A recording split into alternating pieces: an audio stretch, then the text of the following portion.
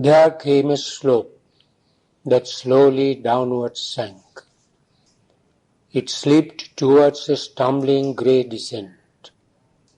The dim-heart marvel of the ideal was lost. Its crowding wonder of bright, delicate dreams and vague half-limbed sublimities she had left.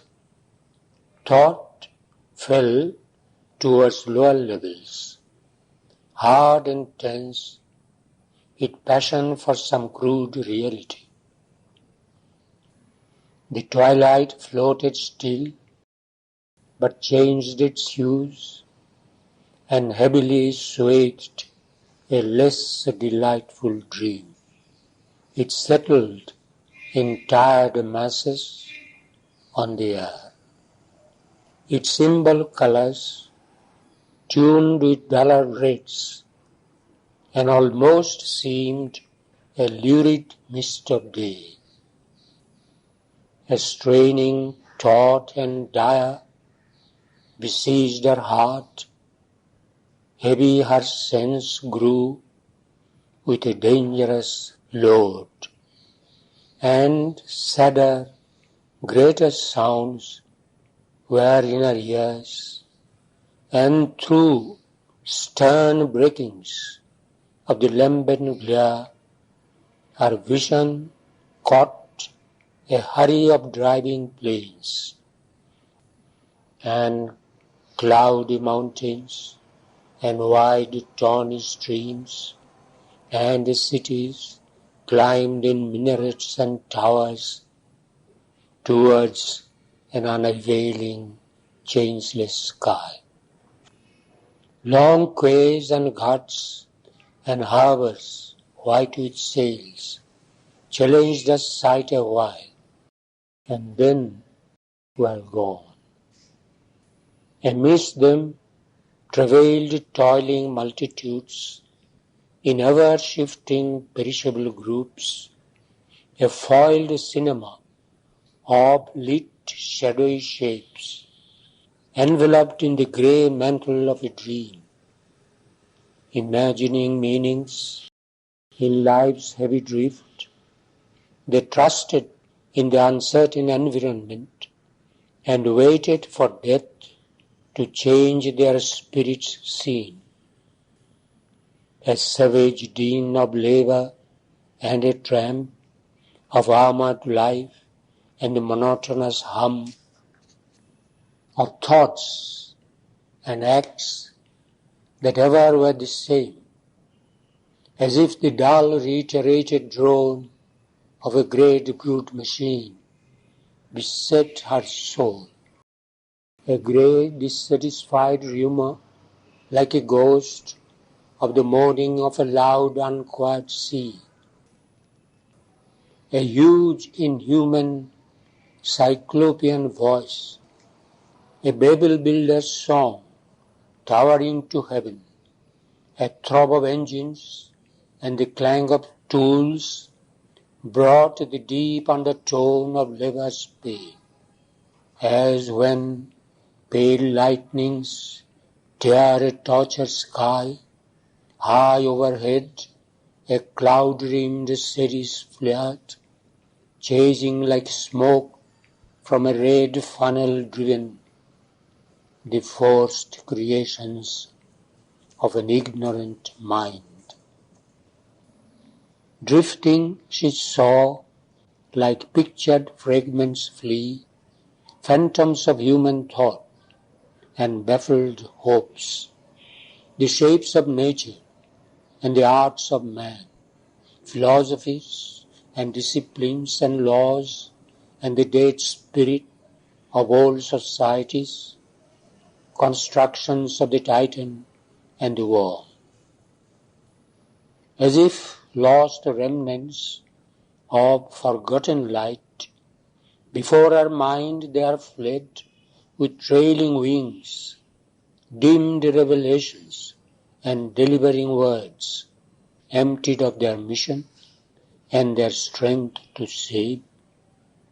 The messages of the evangelist gods, voices of prophets, scripts of vanishing creeds, each in its hour eternal claimed went by. Ideals, systems, sciences, poems, crafts, tireless their perished, and again reckoned, sought restlessly by some creative power. But all were dreams, crossing an empty vast. Ascetic voices called of lonely seers on mountain summits or on river banks, or from the desolate heart of forest glades, seeking heaven's rest or the spirit's worthless peace, or in bodies motionless like statues, fixed in tranced cessation of their sleepless thought, sad sleeping souls. And this too was a dream. All things the past has made and slain were there. Its lost, forgotten forms that once had lived, and all the present loves as new revealed, and all the hopes the future brings had failed already, caught and spent in efforts vain, repeated fruitlessly age after age. Unwearied, all return, insisting still, because of joy in the anguish of pursuit, and joy to labor and to win and lose, and joy to create and keep, and joy to kill. The rolling cycles passed and came again, brought the same toils and the same barren end, forms ever new and ever old, the long, appalling revolutions of the world. Once more arose the great destroying voice.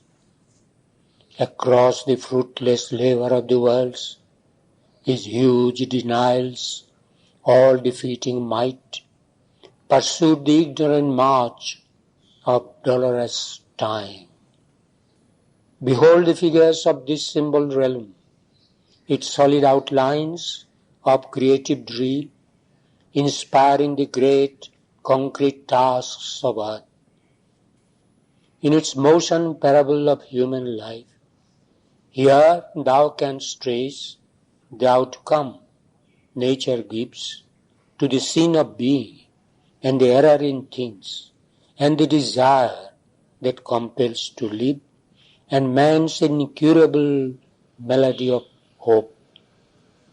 In an immutable order's hierarchy, where nature changes not, man cannot change. Ever he obeys her fixed mutation's law. In a new version of her oft-told tale, in ever-wheeling cycles, turns the race.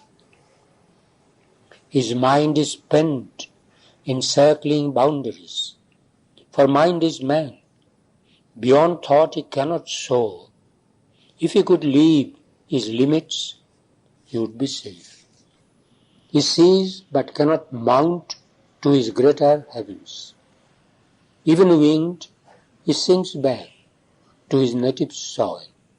He is a captive in his net of mind, and beats soul wings against the walls of life. In vain his heart lifts up its yearning prayer, peopling with brilliant gods the formless void. Then, disappointed to the void, he turns, and in its happy nothingness asks release, the calm nirvana of his dream of self. The word in silence ends in not the name.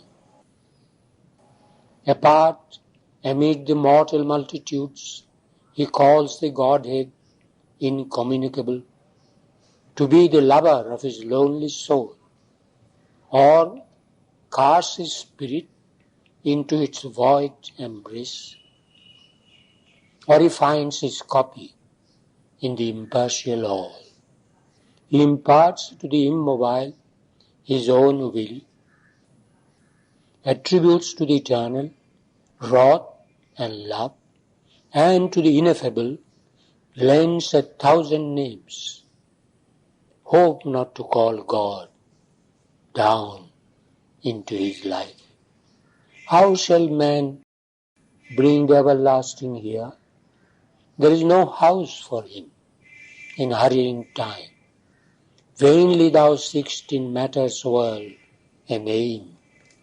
No aim is there, only a will to be. All walk by nature, bound forever the same.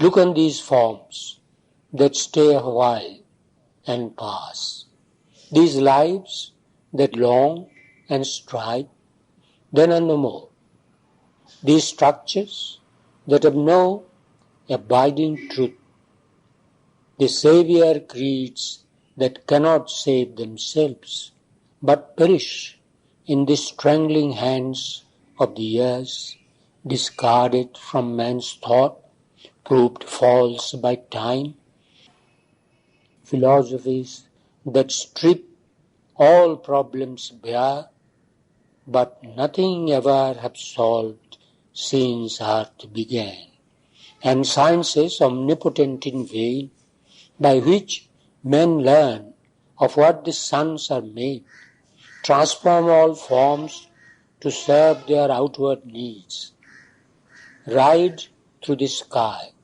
and sail beneath the sea, but learn not what they are or why they came.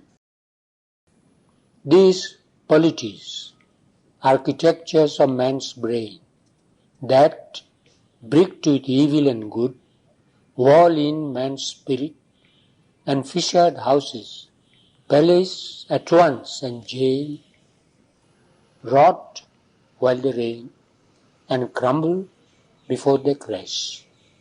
These revolutions, demon or drunken god, convulsing the wounded body of mankind, only to paint in new colors an old face. These wars, carnage triumphant, ruin gone mad, the work of centuries vanishing in an hour, the blood of the vanquished and the victor's crown, which men to be born must pay for with their pain, the hero's face divine on satyr's limbs, the demon's grandeur mixed with the demigods, the glory and the beasthood and the shame. Why is it all? The labor and the din, the transient joys, the timeless sea of tears, the longing and the hoping and the cry, the battle and the victory and the fall, the aimless journey that can never pause, the waking toil, the incoherent sleep. Song, shouts and weeping, wisdom and idle words, the laughter of man, the irony of the gods. Where leads the march? Whither the pilgrimage? Who keeps the map of the route or planned each stage? Or else self-moved, the world walks its own way, or nothing is there but only a mind that dreams. The world is a myth that happened to come true, a legend told to itself by conscious mind, imaged and played on a faint matter's ground, on which it stands in an unsubstantial vast. Mind is the author, spectator, actor, stage. Mind only is, and what it thinks is seen. If mind is all, renounce the hope of bliss. If mind is all, renounce the hope of truth, for mind can never touch the body of truth, and mind can never see the soul of God. Only his shadow it grasps, nor hears his love, as it turns from him to the vain seeming of things. Mind is a tissue, open of light and shade, where right and wrong have sown their mingled parts. Or mind is nature's marriage of covenants, between truth and falsehood, between joy and pain. This struggling pair no cord can separate. Each thought is a gold coin with bright alloy, and error and truth are its obverse and reverse. This is the imperial mintage of the brain, and of this kind is all its currency. Think not to plant on earth the living truth, or make of matter's world the home of God. Truth comes not there, but only the thought of truth. God is not there, but only the name of God. If self there is, it is bodiless and unborn. It is no one, and it is possessed by none. On what shalt thou then build thy happy world? Cast off thy life and mine, then art thou self, and all-seeing omnipresence, stark alone. If God there is, he cares not for the world. All things he sees with calm, indifferent gaze. He has doomed all hearts to sorrow and desire. He has bound all life with his implacable laws. He answers not the ignorant voice of prayer. Eternal, while the ages toil beneath, unmoved, untouched by aught that he has made, he sees as minute details meet the stars, the animal's agony, and the fate of man. Immeasurably wise, he exceeds thy thought. His solitary joy needs not thy love. His truth in human thinking cannot dwell.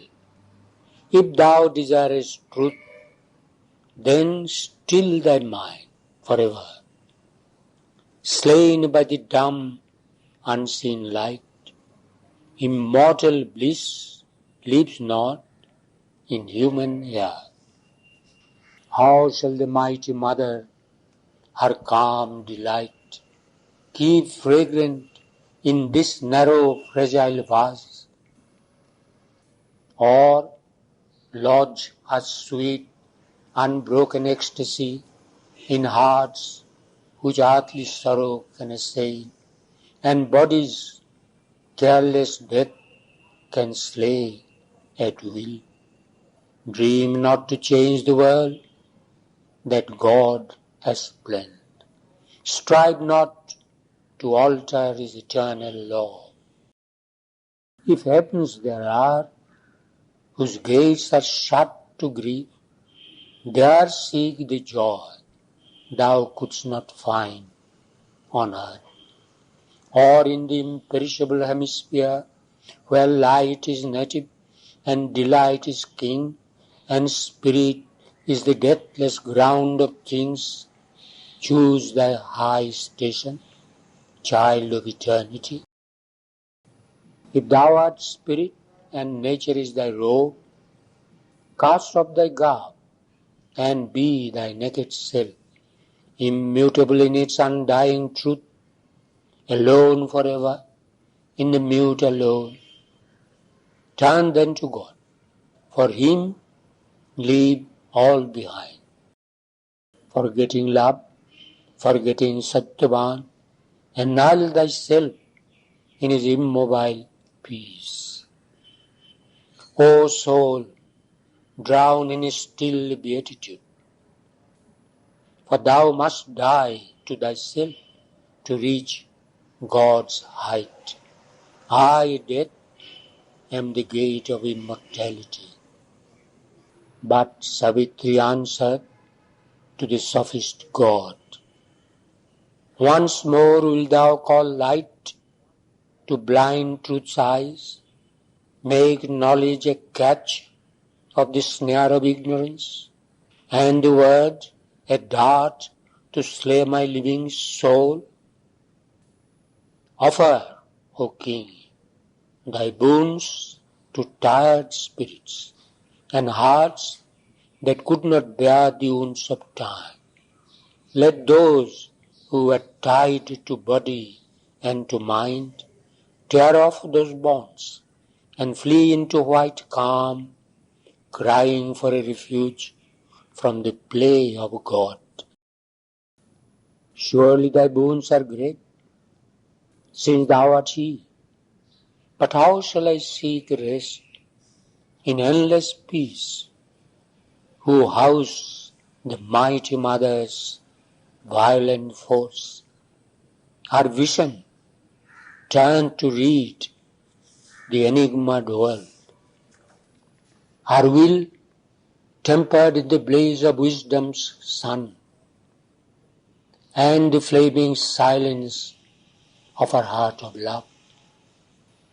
The world is a spiritual paradox, invented by a need in the unseen, a poor translation to the creature's sense of that which forever exceeds idea and speech, a symbol of what can never be symbolized, a language mispronounced, misspelled, yet true.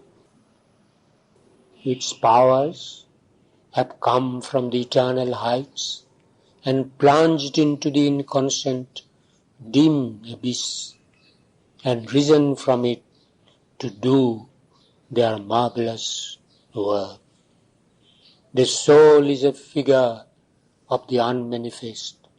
The mind labors to think the unthinkable. The life to call the immortal into birth. The body to enshrine the illimitable. The world is not cut off from truth and God. In vain thou hast dug the dark unbridgeable gulf. In vain thou hast built the blind and doorless wall. Man's soul crosses through thee to paradise. Heaven's sun forces its way through death and night. Its light is seen upon our being's verge. My mind is a torch lit from the eternal sun, my life a breath drawn by the immortal guest. My mortal body is the eternal's house. Already the torch becomes the undying ray. Already the life is the immortal's force. The house grows of the householder, part and one. How sayest thou truth can never light the human mind, and bliss can never invade the mortal's heart, or God descend into the world He made? If in the meaningless void creation rose, if from a bodiless force matter was born, if life could climb in the unconscious tree, if green delight break into emerald leaves, and its laughter of beauty blossom in the flower, if sense could wake in tissue nerve and cell, and thought sees the grey matter of the brain, and soul peep from its secrecy through the flesh. How shall the nameless light not leap on men, and unknown powers emerge from nature's sleep? Even now, hints of a luminous truth like stars arise in the mind-moon's splendor of ignorance. Even now, the deathless lover's touch we feel. If the chamber's door is even a little ajar, what then can hinder God from stealing in, or who forbid his kiss on the sleeping soul? Already God is near. The truth is close. Because the dark atheist's body knows him not, must the sage deny the light? The seer is soul. I am not bound by thought or sense or shape. I live in the glory of the infinite. I am near to the nameless and unknowable. The ineffable is now my household mate. But standing on eternity's luminous brink, I have discovered that the world was He. I have met spirit with spirit, self with self. But I have loved too the body of my God. I have pursued Him in His earthly form. A lonely freedom cannot satisfy a heart that has grown one with every heart. I am a deputy of the aspiring world. My spirit's liberty I ask for all. Then rang again a deeper cry of death, as if beneath its weight of sterile law, oppressed by its own obstinate, meaningless will, disdainful, weary, and compassionate, it kept no more its old intolerant sound, but seemed like lives in our unnumbered paths, toiling for ever and achieving naught. Because of birth and change, her mortal powers, by which she lasts, around the term post fixed, turning of a wide circling, aimless race, whose course forever speeds and is the same. In its long play with fate and chance and time, assured of the game's vanity, lost or won, crushed by its load of ignorance and doubt, which knowledge seems to increase and growth to enlarge, the earth mind sinks, and it despairs, and looks old, weary, and discouraged on its work. Yet was all nothing then, or vainly achieved. Some great thing has been done, some light, some power, delivered from the huge inconscient's grasp. It has emerged from night, it sees its dawns, circling forever, though no dawn can stay. This change was in the Godhead's far-flung voice. His form of dread was altered and admitted our transient effort at eternity. Yet flung vast doubts of what might else have been, on grandiose hints of an impossible day.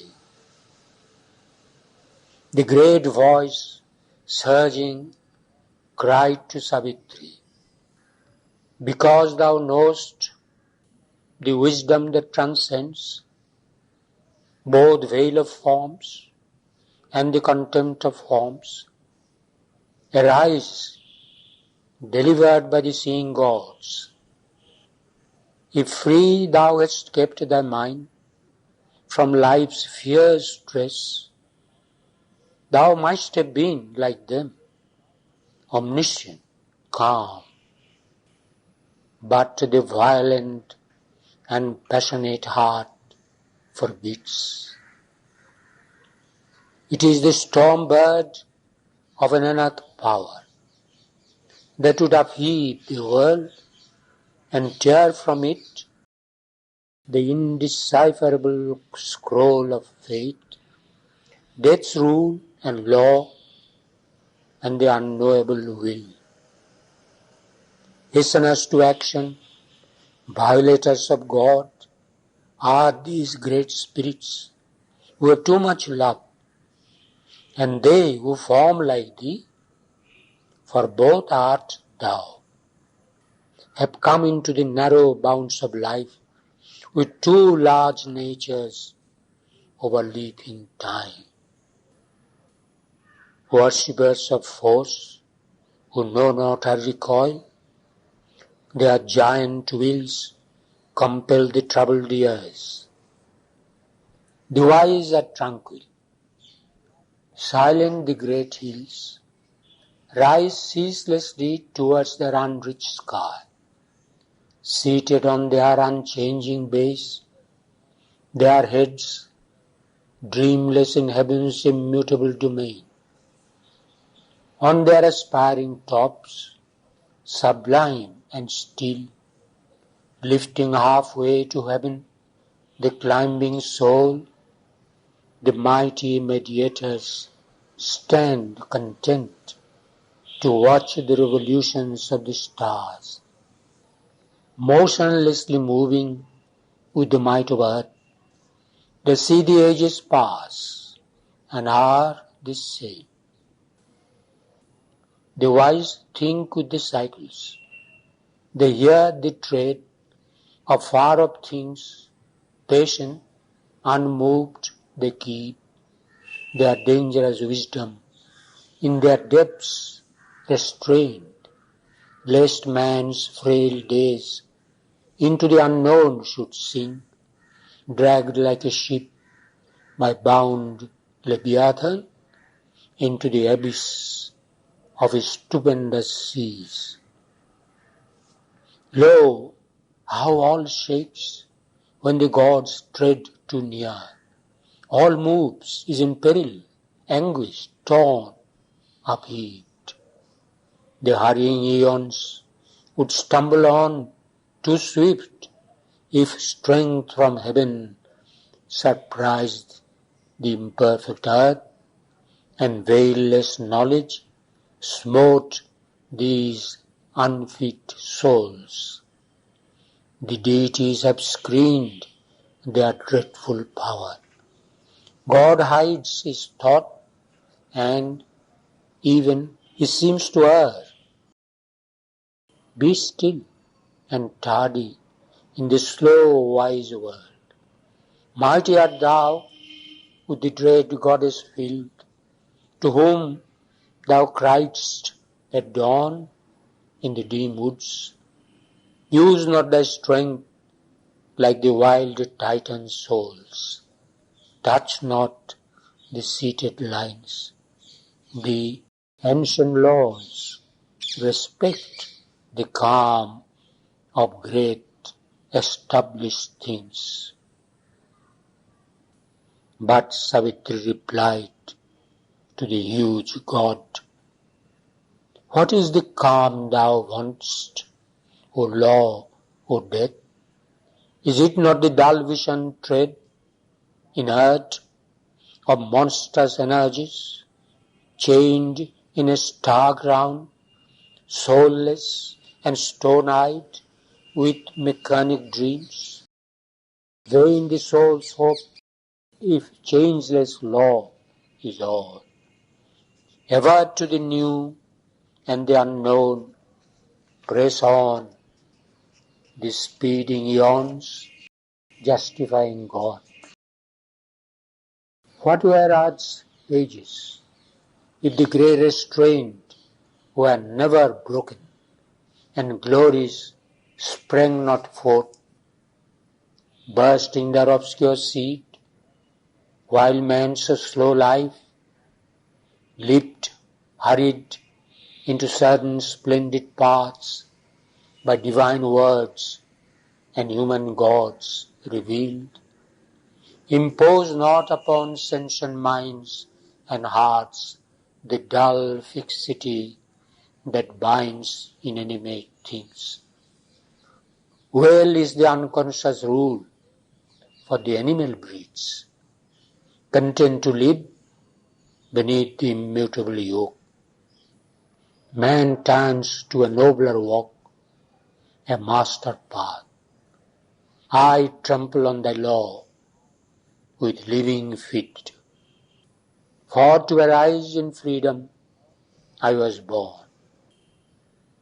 If I am mighty, let my force be unveiled, equal companion of the dateless powers, or else let my frustrated soul sink down, unworthy of Godhead, in the original sleep. I claim from time my will's eternity, God from his moments. Death replied to her, why should the noble and immortal will stoop to the petty works of transient earth? Freedom forgotten and the eternal's path? Or is this the high use of strength and thought, to struggle with the bonds of death and time, and spend the labor that might earn the gods, and battle and bear agony of wounds, to grasp the trivial joys that earth can guard in her small treasure chest of passing things? Child, hast thou trodden the gods beneath thy feet, only to win poor shreds of earthly life?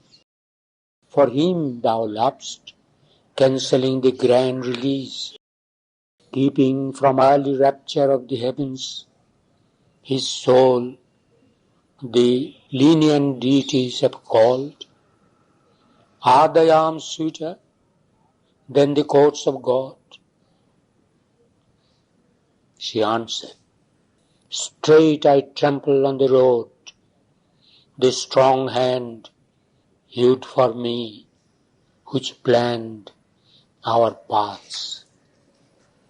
I run where his sweet, dreadful voice commands, and I am driven by the reins of God. Why drew he wide his scheme of mighty worlds, or filled infinity with his passionate breath? Or wherefore did he build my mortal form, and sow in me his bright and proud desires, if not to achieve, to flower in me, to love, carving his human image, richly shaped in thoughts and largenesses and golden powers?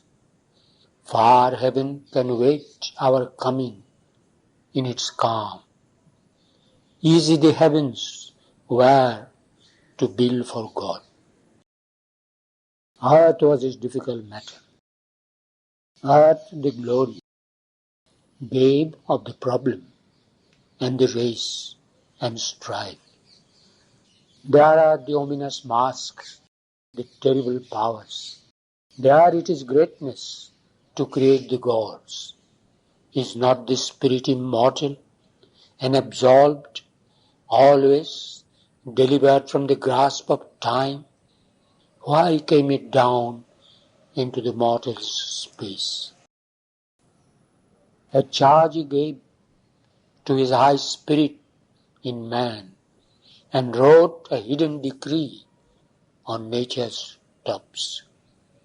Freedom is this, with ever-seated soul, large in life's limits, strong in matter's knots, building great stuff of action from the worlds, to make fine wisdom from coarse scattered strands, and love and beauty out of war and night, the wager wonderful, the game divine.